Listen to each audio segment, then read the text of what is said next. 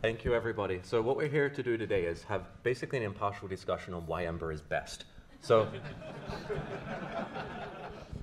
I'd like to just run down, maybe starting with Mike, and just maybe spend a couple of seconds introing both like what you use your framework for. All right.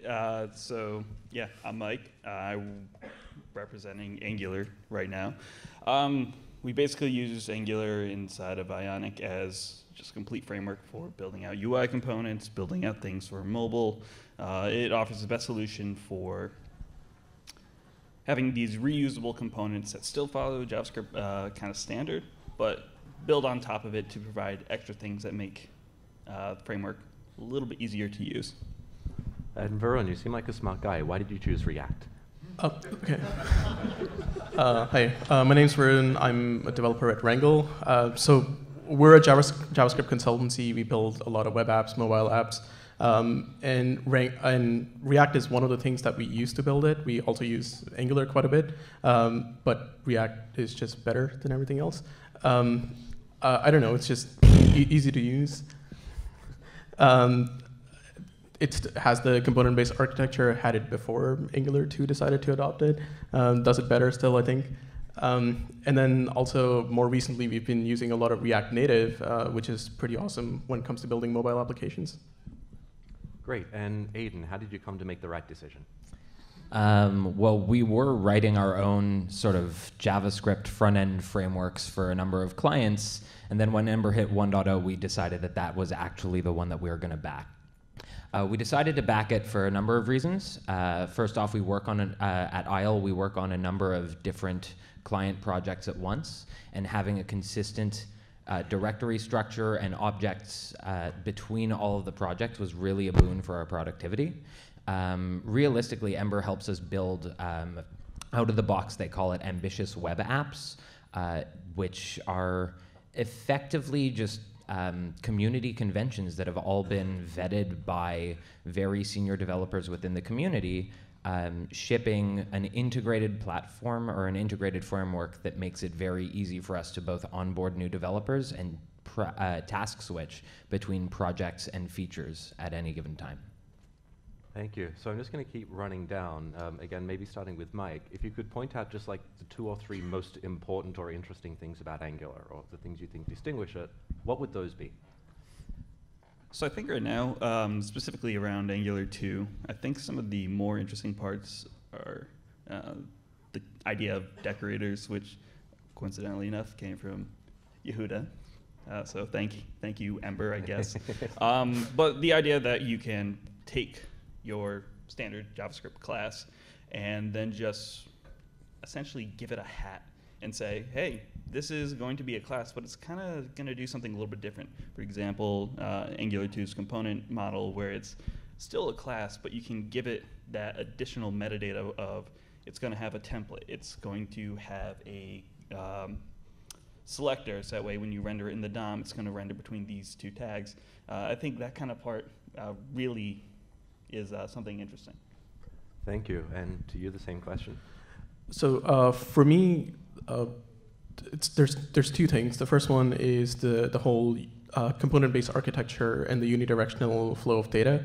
So you're not building your application in an MVC pattern. You're building your application as a component tree, where you have the root node, that's your entire application, then everything else just sits underneath it, and the data just flows top down. I find that makes it really easy to reason through your application. You know exactly what's happening at all times. And then secondly, there is this, something that's related to this is the re-render all the things. So in React, components have props. That's the data that goes into the component. And if any of those props update, then the component just re-renders from scratch. There is no template. The DOM is not the single source of truth, so you don't have to deal with mutations. You don't ever end up in a state where because of the data, the DOM kind of ends up in a particular state, and now because the data changed, you have to go through and figure out how to map those changes to the existing DOM. Thank you. And Aiden. Funny you should mention props. Actually, Yehuda Katz just put them on blast recently at a talk at like Ember PDX, basically going on about the difference between props and attributes. I highly recommend it. It's like a 40-minute YouTube link you can all find, I imagine. We have 40 minutes left of this talk if Oh, you just want to play sweet. that. Yeah, let's do it. Ember, right? The right choice. But building on what Varun shared about React, actually, I think the route and component-based architecture is something that React and Ember actually share in common. React having borrowed liberally from Ember's router, Ember really borrowing from React's component architecture. So I think that's really a strong point for both of those frameworks. So the two things that I'd actually prefer to highlight about Ember would be the integrated CLI that makes it easy for developers to init, scale up on a existing project, or ultimately just migrate a project from version to version. There's tooling in the CLI that leverages its abstract syntax tree that lets you go and automatically update the majority of your project and clear out deprecation warnings between versions. The other thing to call out is the Glimmer templating engine, particularly Glimmer 2, which is finally coming down the pipe, which takes React's whole shadow DOM diffing concept and really blows it out of the water by using effectively re-implementing pointers in JavaScript to keep data to keep the data footprint very, very light in the browser. I just got to ask one thing. Can you say JavaScript again? JavaScript? You don't like it? Too Canadian for you? I'm from the States, so hearing a Canadian say JavaScript just sounds amazing to me. I think you're surrounded here. So next question, just going to keep going down so everybody gets a fair break. If I'm a developer and I'm approaching, an Angular project for, I kind of know Angular, what's the first thing that pops in my head in terms of structuring an application? I think about models first, do I think about routing first? What do I think about as I'm thinking about how to architect an app for the first time? So it's kind of changed with Angular 2, really.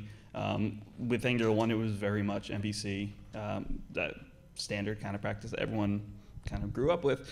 But with Angular 2, it's kind of moved to that component model. Basically, ideas that all three frameworks agree, yeah, this is the way we should be doing things. It keeps everything together. We think about, okay, what's our root component? What's that going to load? Everything's just going to kind of just scaffold down to the component level. And routing just comes from that, where it's how does this component load to here? Again, kind of following Ember routing practices of everything just kind of can nest infinitely. So Angular at least takes some of those best ideas that are already existing in the community and just kind of brings them all together to fit in a cohesive, dare I say, better practice. Thank you. And just to interject, he wasn't condoning it. Please don't infinitely nest routes. You're going to have No, some problems do if you go not. down that path. Same question to you. Yeah, I mean, I think it'll be a very similar answer for all three frameworks in this case, because they are all very similar now. It's all about building those components. In terms of React, I personally like to think of it as you're building an application, and the application is like a neighborhood, and you're starting at the brick level. So you start by making these really tiny components, which is like highly reusable UI components, and now React has something called functional stateless components, which make it even simpler. So you literally take out any kind of state from within your components, and you try to write your application with as many of those as possible.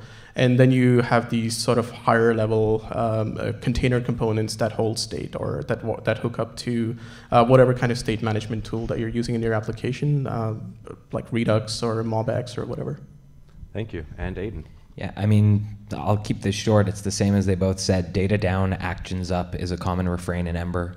You think about the routes first, sort of where the user is moving through the application and what data each route and individual screen needs to load. And then subsequently you compose that via a set of nested outlets and components that you can sort of pass data down and have actions that sort of communicate up the stack at each progressive layer to go and mutate that data. Thank you. And this is, a bit of a hard one to answer. I'm going to ask everybody, what would you say the one or two biggest weaknesses of Angular are? If you could change anything inside of it, what would it be? I would have to go back in time. Basically just the upgrade upgrade and migration, and going from Angular 1 to Angular 2 is a pain because it is essentially a complete rewrite. And they're almost different frameworks. It's right? Yeah, it's essentially different frameworks, and it's really painful to talk to people who say, "Hey, I have a Angular 1 app. It's several years old. It's quite complex and rather large. Now I have to rewrite that entire thing in Angular Ember. 2." Yeah. That's more rewrite. I don't need nested config files. But it's essentially complete rewrite, and something that I gotta say I'm very impressed with Ember is the upgrade process from like Ember 1x to Ember 2, and how it's like, yeah, it'll just work as a drop-in replacement. So kudos to you guys for that. Thank you. That being said, I think if you have an app that's a year and a half old in any of these front-end frameworks, that's going to be painful no matter what. Yes and no. I mean, depends. Yeah, I guess. If you had a very small app like to do MVC, you might be safe. Yeah, Varun, same question to you. So the common criticism that React gets is that it's the V in the MVC. So what that means is when I'm starting a new project, as a developer, I have to make a lot of choices. I need to pick what's going to be my tool of choice for managing state, how am I going to deal with forms, routing, and there are a lot of awesome choices out there, but the problem is you have to make a choice, and that kind of becomes overwhelming to begin with. Along with that, there was also an issue with getting started. You had to come up with a build tool chain and build it out yourself, but that part more recently has been taken care of for you. So there is the Create React App CLI tool now that spits it out for you, but all those other choices still exist and you still have to make them. Thank you. If you don't mind asking, just to follow up to you, because it was interesting when the Create React App and React CLI came out that it seemed like a much larger percentage of the community was just complaining that there was a CLI or a template for them to use. What are your thoughts on that? Yeah, I'm not sure why people were doing that, especially because Create React App has that eject option to it, so you can use it to bootstrap a new application, and then you can always eject out of it and then just modify the config yourself. And especially after I've been using the React Native CLI for a while now, which is an awesome experience. I'm not sure why people were complaining about it, to be honest. I just thought I'd ask. It was an interesting thing to watch. And Aiden, for you. I'd say that the biggest weakness with Ember is that because it's so broad, it's in terms of shipping with all of these integrated services and integrated components of the framework, it's often difficult to get your first project up and running, to get your first meaningful project up and running beyond your first to-do MVC. So what we typically recommend is either to sort of mooch off of a more advanced project and sort of learn, review the commits that someone else has done in a larger public project so that you can see how these apps are built up and thought through. If you don't have the experience in architecting a fairly substantive web app yourself. Thank you. And we've kind of touched on this, so I'll ask two questions and you can pick which one is best. What primitives have you seen your framework take from elsewhere, and what primitives would you like to see it take from elsewhere? Yeah, primitives that we've taken from elsewhere. Yeah, like that whole component architecture comes from every other framework now, is that everyone is thinking, oh, MVC is wrong, we're just going to do components. And it was good to see Angular kind of see what the community says, see what other frameworks are doing, and just kind of, yes, this is what we should be doing. It makes a lot more sense once you start scaling up your app, and you can just keep everything together. I do want to see decorators show up in more places.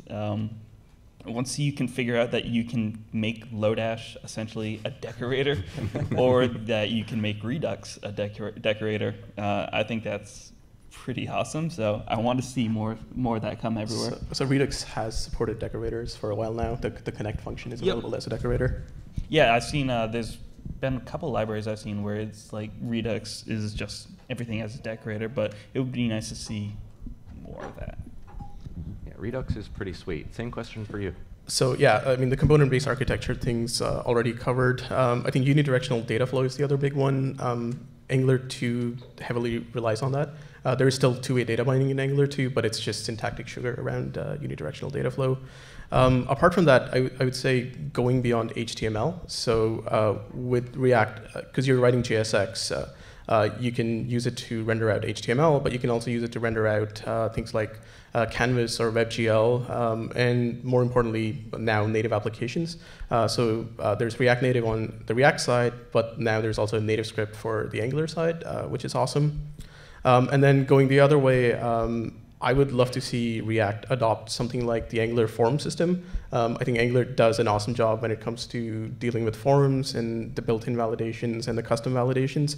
React side, there isn't really a de facto solution, and I would like to see something baked in to the library itself. Thank you. And Aiden? Yeah, I think we mentioned earlier that the Ember CLI is actually what's running Angular CLI, though that may have been before we actually turned on the mics. So that's certainly something we've shared with that community. You're very welcome. I did all of that myself. With React, we learned a lot about data down, actions up, and really inherited the component-based architecture, or really moved away from this other sort of parallel track that Ember was on at the time. Controllers and views for you neckbeards like us. I guess in terms of what we've given to React, there's obviously, as I mentioned before, the router, and very clearly the CLI is starting to take form there as well. What I'd like to see Ember start adopting more of is React's easy to mix in components around the framework. For example, right now it can be very difficult to extract Ember data and replace it with an alternate sort of single source of truth data store like you might use a Redux for. And the other piece, not actually a framework piece, that I'd really like to see done is Elm and React seem to work very well together, and I like a lot of what Elm has to offer, even though I'm not super sold on the syntax just yet. But the idea of using the static analysis in AST to be able to deterministically say that this app will not have runtime errors, and similarly that you ought to be bumping up a major version number because you've introduced a major or a breaking change in your library, are two really great features in the Elm language, which React seems to behave a lot nicer with than Ember these days. Yeah, and just to ask a follow-up, because you mentioned JSX as well, and if I'm not mistaken, Angular is a little bit like Ember. We actually separate our JavaScript and our templating files, unlike you'd see in React. So I guess for Mike and Aiden, and then I'll come back to you, do you have any opinions on whether something like a JSX syntax would work inside of an Angular, or do you prefer splitting those two? So maybe 2 weeks ago, I would have had a different answer for this. It's kind of changed. Angular has just kind of shipped this ahead of time compiler, where instead of doing all the template interpolation inside the browser, it's now just transformed into a class.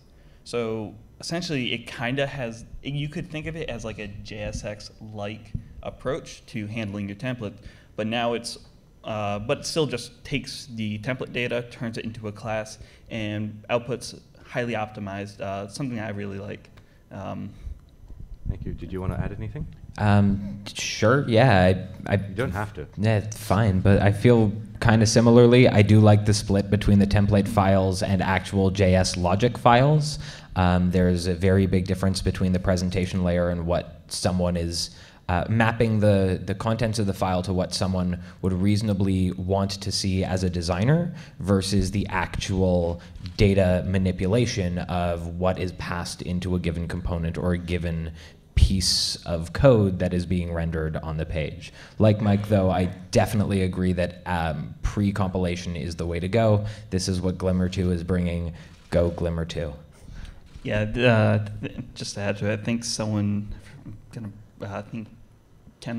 Jed wants it. There we go. We were talking, and he's like, yeah, think of it. JSX is basically, here's your JavaScript. We're just going to throw HTML in it, where Angular and Ember are more just, here's HTML. We added JavaScript to it. So it's two different approaches. I like the separation. But yeah, the pre-compilation stuff. For sure. And did you want to add anything to that before we move on? Yeah, I mean, I do like that everything is in the same location and you get to just throw it all away and just re-render it and don't have to worry about flipping those switches back again. But that said, for larger teams, I've noticed that it becomes a hurdle where people who are comfortable with HTML and CSS, they're hesitant to go into that JavaScript file and build out those templates. So having that separation there does help. But then again, if you're writing a lot of functional stateless components, your file ends up being mostly just HTML like JSX. So there are ways around it, but I can see like pros and cons to both sides here. Yeah, if you don't really follow, like, how do you handle that in a large team? If you have somebody who only knows HTML and CSS and it's holding them up, how do you approach that internally? Do you just not work with them, or? No, I think like we actually have a pretty good learning culture at Wrangle.io. I'm not sure how other teams do it. So we do take the time to make sure that everyone is comfortable in dealing with that.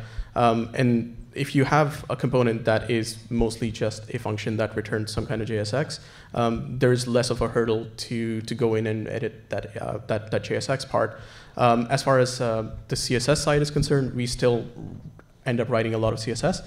We haven't quite switched to CSS and JS yet. React Native, that's the only choice you have, but on the website, you still have the option to write CSS, so we're still doing a lot of that.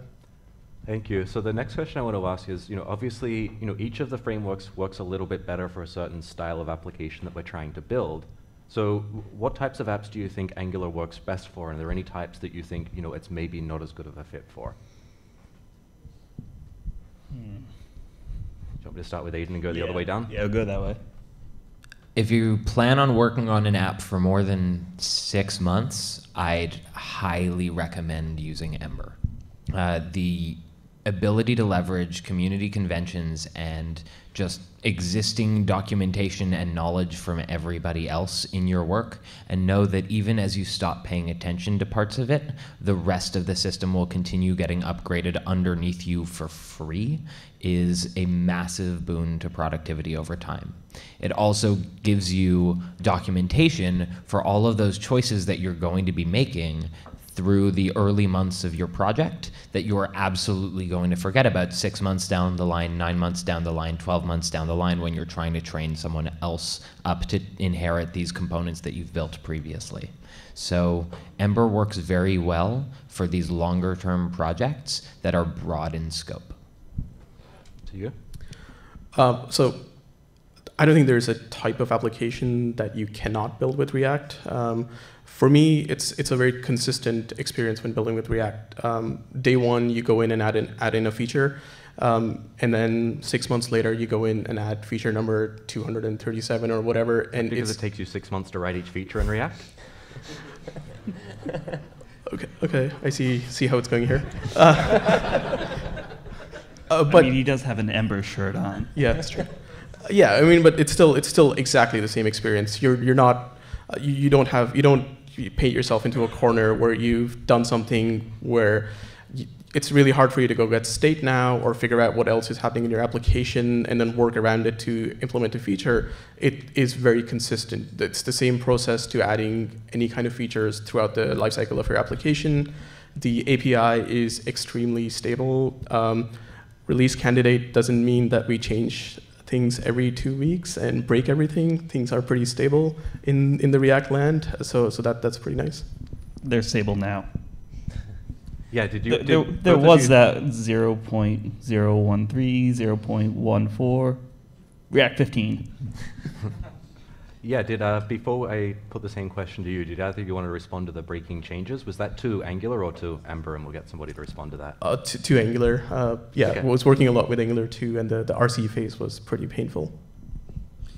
So I guess everyone kind of hit on the same points. It's all apps where it's, if you want like some kind of convention, you want excellent documentation, you want IntelliSense maybe inside of your editor, so that way if you don't remember what a module actually does or what a class actually provides, you can get that kind of deep integration with the tooling. You have these really awesome form APIs, which you think that forms would not be fun at all, but it actually makes it a lot more enjoyable. And just, it's I enjoy writing Angular apps, so I don't have a good use case, but I think you could do Angular for anything. Okay, great. So I think you basically answered the next question that I have to ask everybody anyway. If you went all the way back and had to make, a framework decision again, would you pick the same thing, or are you still working with the framework you selected just because of technical debt and inertia, and that's what you know now? Yes. Also yes. Yeah. Fun fact, I did start off with Ember. I was trying to do a lot of Ember mobile. This was probably Pre 1.0? Yeah. Oh, you had a bad time. Oh, it was not fun. And then found Angular and just went with it. Yeah. I feel like anybody who had an Ember experience before 1.8, just like Angular 1.2, it's completely different now. Great. So I figured that would be the answer, but I was hoping somebody would slip. So I guess the next question I want to ask is, we've been discussing primitives inside of frameworks, but are there any broader, JavaScript conventions or, something like a TypeScript that you'd like to see pulled into your framework or be adopted more heavily that's at the fringes right now? Starting with you. Yeah, I want to see TypeScript, a little bit everywhere. I know there's some support for TypeScript in React with TSX, but it seems that a lot of the React community is either just writing raw JavaScript with Flow or adopting something like Elm. I'd rather see TypeScript. I mean, it gives you everything that JavaScript really does have, but again, all of that additional code completion, IntelliSense, and being able to reference everything right inside of the editor with a lot better tooling. For sure. And just out of interest, does everybody here know what TypeScript is? Just quick show of hands. Yeah, that's enough that we don't need to explain it. Yeah. Great. Same question to yourself. Yeah, I'm going to double down on TypeScript there. I have personally worked on React applications that use TypeScript. That was in the early days of TypeScript and React, and it was painful finding typings for everything. But I think now we're at a state where there are typings for pretty much all the popular React libraries. Like Redux is very well supported with TypeScript. If you don't like TypeScript, prop types go pretty far for React. There's also Flow, but TypeScript seems to be becoming the de facto standard when it comes to typings in JavaScript. So yeah, it would be cool to see that in React. Thank you, and to you. I mean, singing the praises of TypeScript here. Every piece of code that I've written in it or read in it is just easy to skim, easy to parse. You just understand it as you read through, and that's invaluable when you spend, realistically as a developer, you spend the vast majority of your time reading old code or reading other people's code or reading documentation than you actually do writing code, which is the dirty little secret that we all kind of know, I hope, by now. I don't do that. So I guess the next question I want to ask is, if a complete beginner comes to you who is maybe confident in JavaScript but knows nothing about your framework and says, hey, I have a couple of weeks to read into this before I start working with it, what would you suggest they know, and where would you suggest they start to look? So where would they start to look? Probably the Angular docs. They are constantly working on providing demos, getting started guides, and kind of going over all the basic concepts. What they should know before going into it, they should kind of be aware of TypeScript and how that, because it's JavaScript, but it's not really JavaScript. It has its own little nuances. They should kind of familiarize themselves with some TypeScript stuff, understand what an observable is, which, having worked with them for quite some time, I'm still not 100% sure what they are, but they're awesome. And what these component architectures look like and how to structure an app. Thank you. To yourself? So for React, I would say the best place to start is to understand what a component is. It seems really obvious, but it took a long time for me to really understand what I would actually call a component and what's the right place to break that template down to turn into a component. I find that that's a concept that's really challenging for people to grasp when they begin. So just understanding that's a really good place to get started with React. And then also trying to leverage more of the functional stateless components. So build your application with as many of those possible. And then finally, I would recommend people build out an application with React, just with React, and see the pain points of how it's hard to manage state and how it's hard to pass those callbacks down to update state, so that you can understand what problem Redux is trying to solve, and then go and adopt Redux, not to just jump into React and Redux right away without really understanding what problem Redux is trying to solve. Thank you. And Aiden? With Ember, I'd recommend starting just directly with the guides. There's a fantastic set of guides maintained by the learning team of Ember's community. Ember's community basically breaks out into a number of separate core teams, and they've actually made learning and onboarding users to the framework a core priority that has its own dedicated team. They spent 12 months, 18 months just revamping all of the documentation and getting started work for Ember. So now you can get a sense of the framework and get your first to-do MVC, or in Ember's case, super rentals app running within half a day to a day with moderate JavaScript experience. As you're reading through the guides, I'd suggest starting by trying to internalize the concepts of routes, components, and templates first, then moving into Ember data and its models, serializers, and adapters. From there, you can sort of move on to the more broadly scoped services, which are global objects that are available to all JavaScript within Emberland, of which the Ember data store is actually a service. So it's a really nice transition there, and that brings you into effectively all you're going to need to architect ambitious apps with Ember. So I'm about to open up to questions, but you just touched on something, Aiden. I'm going to run back down the line and ask everybody. You know, both who created Ember and how is the team structured? Like, what is the legacy? Where does it come from? Starting with me, I guess? Yep. Sure.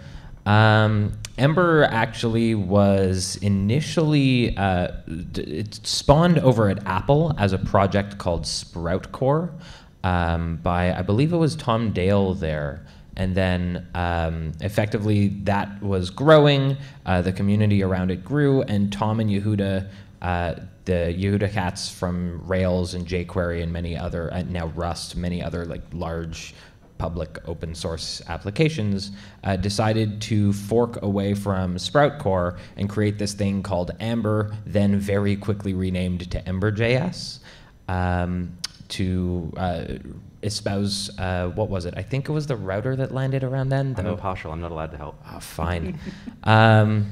So they ended up splitting from Sprout Core a while back because they wanted some community standards that Apple wasn't really pushing at the time.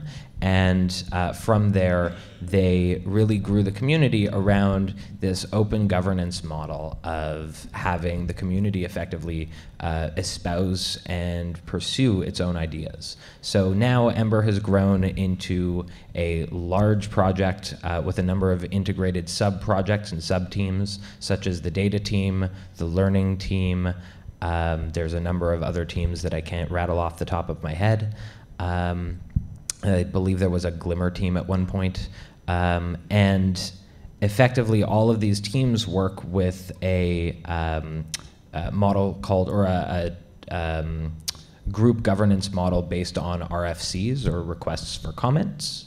And what happens is anyone in the community can go and join the Ember Slack and just sort of join chats, or monitor the RFCs repo to see what proposals are coming down the pipeline for the architectural changes to the framework. So all of this work is being done in public, and all of this work is being solicited from members of the community, and all of this work is also being commented on in public by members of the community, both prominent and new. Just everyone having a voice in where the community goes, trying to make the best decisions possible after rigorous analysis. Thank you. And to you, how is React structured and where did it come from? So React obviously came out of Facebook. There's the famous story where Facebook was having a hard time with managing state in the Facebook web application. You would see the ghost notification, and you click on the notification, and there's nothing there. So they came up with a better way to do things, a better way to build web applications, and that turned out to be React, and it's now used to build Facebook and Instagram. More recently, the React Native project has come out, which is now being used to build parts of the Facebook native application and the Instagram native application. The React repository is actually pretty inviting. They do a really good job for people who want to contribute to it. There's a lot of hand-holding. There's a lot of issues that are marked as first contribution issues that you can take part in. There's also a React community organization on GitHub, which is open source libraries not developed by the core React team, but sort of given the thumbs up by the core React team. So if you're looking for the most obvious choice for a particular problem you're trying to solve, that's a good place to go and get started. Thank you, and to you. So Angular kind of started back around 2009. The creator Mishko was working in Gwt. No one wants to work in Gwt, and even people who did work in Gwt didn't like it.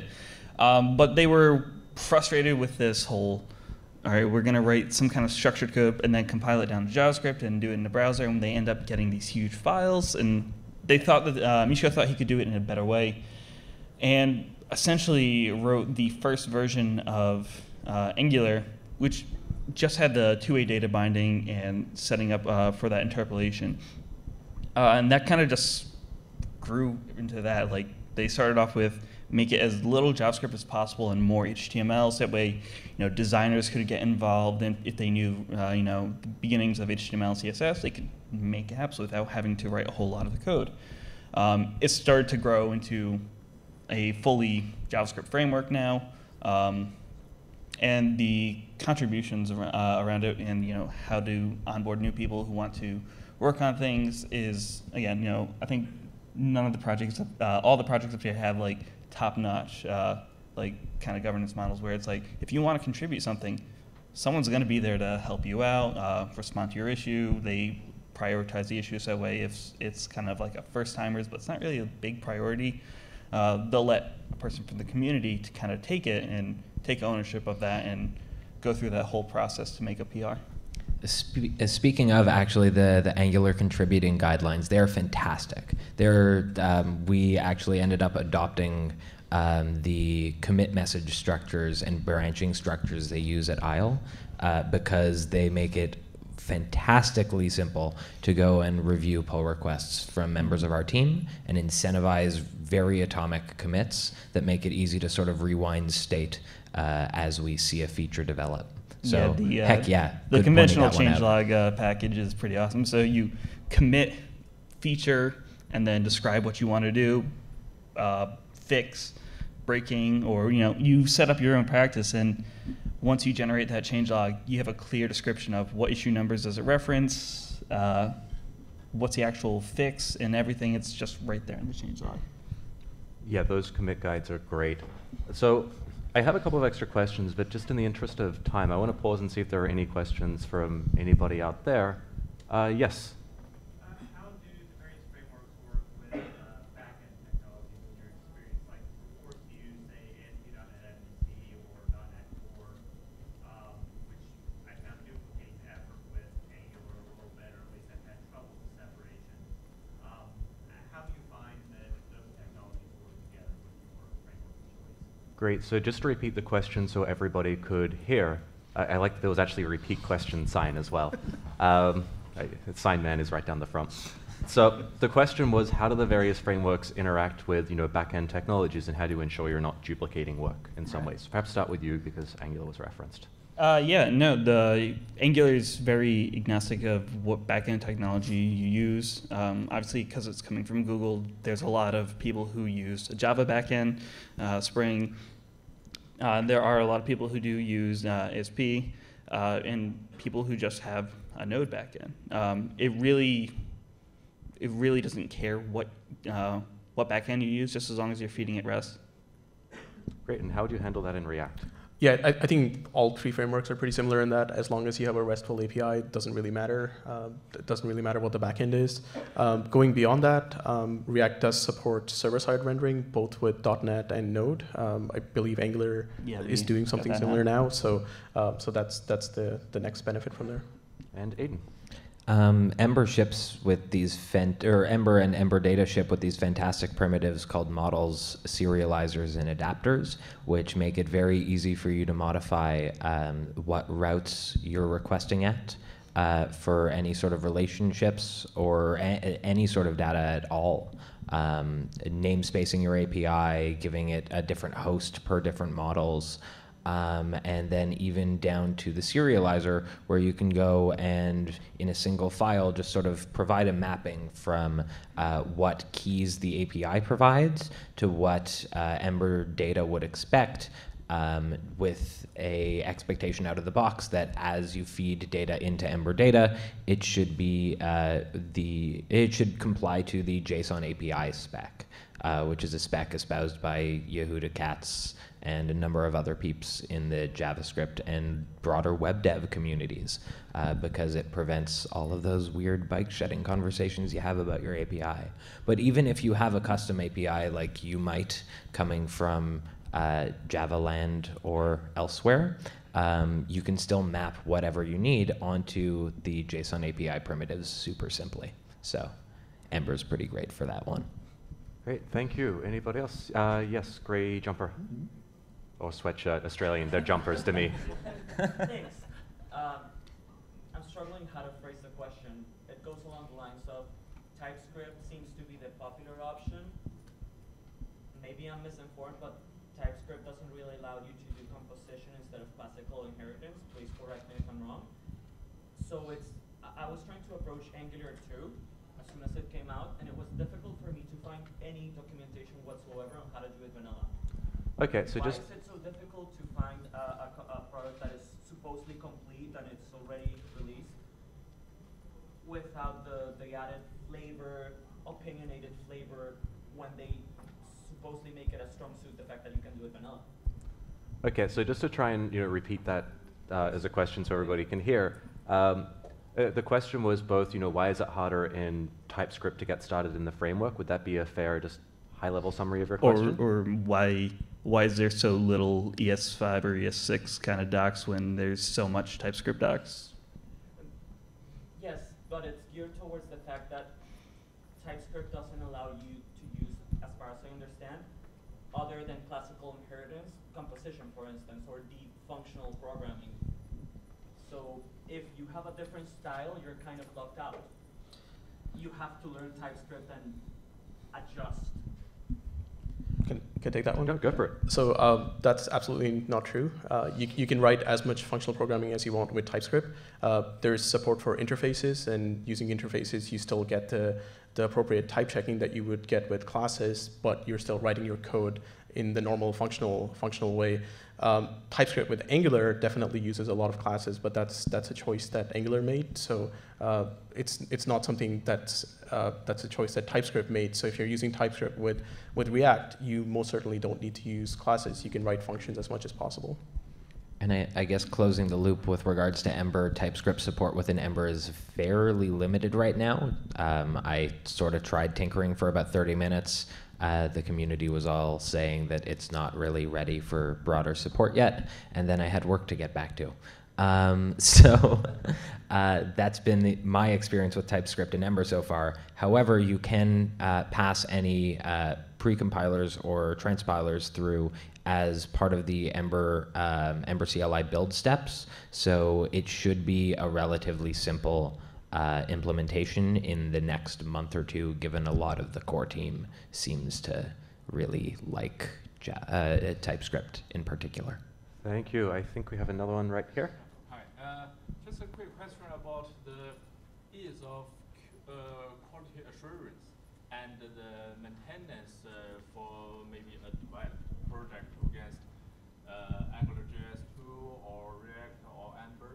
I mean, if we give a level and a quick reason, I mean, what do you think that the ease of the maintenance and quality assurance?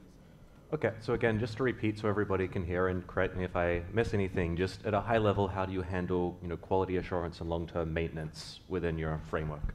And how easy is it? And how easy is it? Based on your opinion. Well, Angular is still used very heavily inside of Google. So if they're shipping code similar to React, there's actually a company that's using the code and they need it to be maintainable and ready as well. And usable, testable, and just, it needs to be the top-notch code. So I can kind of rest assured that if a company is using their own technology, it's going to be well maintained and looked after. Great. So we got the 0-minute sign, but if you both want to quickly respond to that. Yeah, just to add to that, I think all three frameworks do a great job with testing. It's really easy to write unit tests. It's really easy to implement. In React, you can do a lot of snapshot testing for testing UI, which definitely adds to that QA aspect of it. And in Emberland, first off, the testing support is pretty top-notch. You can actually harness up a test runner in the browser just to monitor your tests as you're running a server and running your app as a human.